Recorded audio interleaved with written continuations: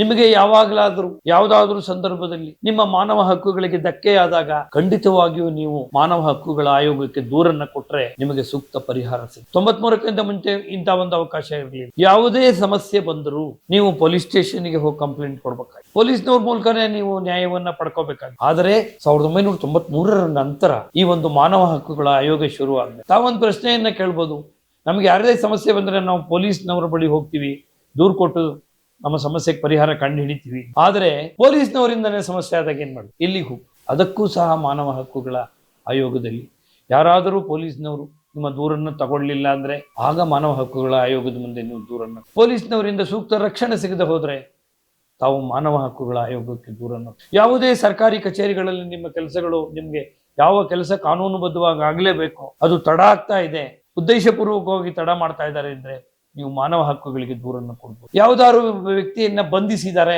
ಆದ್ರೆ ಆ ವ್ಯಕ್ತಿಯನ್ನ ನ್ಯಾಯಾಧೀಶರ ಮುಂದೆ ಹಾಜರುಪಡಿಸಿಲ್ಲ ಅಂದ್ರೆ ಆಗ ಕೂಡ ನೀವು ಮಾನವ ಹಕ್ಕುಗಳ ಆಯೋಗಕ್ಕೆ ದೂರನ್ನು. ಯಾವುದೇ ಒಂದು ಸರ್ಕಾರಿ ಸೀಮಿತದಲ್ಲಿ ಬರುವಂತಹ ಅಧಿಕಾರಿಗಳಿಂದ ನಿಮಗೆ ತೊಂದರೆಯಾದಾಗ, ಅನ್ಯಾಯ ಆದಾಗ ಅಂತಹ ಸಂದರ್ಭಗಳಲ್ಲಿ ತಾವು ಮಾನವ ಹಕ್ಕುಗಳ ಆಯೋಗಕ್ಕೆ ದೂರನ್ನು ಕೊಟ್ಟು ಮಾನವ ಹಕ್ಕುಗಳನ್ನ ಕಾಪಾಡಿಕೊಳ್ಬೋದು. ಮಾನವ ಹಕ್ಕುಗಳಲ್ಲಿ ಏನು ಇವತ್ತು ಎಲ್ಲ ಕಡೆ ತಮಗೆ ಗೊತ್ತಿದೆ, ಚೈಲ್ಡ್ ಲೇಬರ್ ಮಾಡಬಾರ್ದು, ಮಕ್ಕಳನ್ನ ಯಾವುದೇ ಕೆಲ್ಸಕ್ಕೆ ಸೇರ್ಸ್ಕೊಂಡು ಕೆಲಸ ಮಾಡಿಸ್ಕೋಬಾರ್ದು, ಅದು ಅಪರಾಧ ಅನ್ನೋದಿದೆ. ಆದ್ರೂ ನಮಗೆ ಗೊತ್ತಿಲ್ಲದೆ ಅಥವಾ ಗೊತ್ತಿದ್ದೋ ಕೆಲವು ಕಡೆ ಚಿಕ್ಕ ಮಕ್ಕಳನ್ನ ಕೆಲಸ ಮಾಡಿಸ್ಕೊಳ್ತಾರೆ, ಕೆಲ್ಸಕ್ಕೆ ಸೇರಿಸ್ಕೊಂಡಿರ್ತಾರೆ. ಅಂತಹದನ್ನ ನೀವು ದೂರನ್ನ ಕೊಟ್ಟರೆ ಆದರೆ ಮಾನವ ಹಕ್ಕುಗಳ ಆಯೋಗ ತಕ್ಷಣ ಕ್ರಮವನ್ನು ತೆಗೆದುಕೊಂಡು ಆ ಮಕ್ಕಳನ್ನ ಅಲ್ಲಿಂದ ರಕ್ಷಣೆ ಮಾಡಿ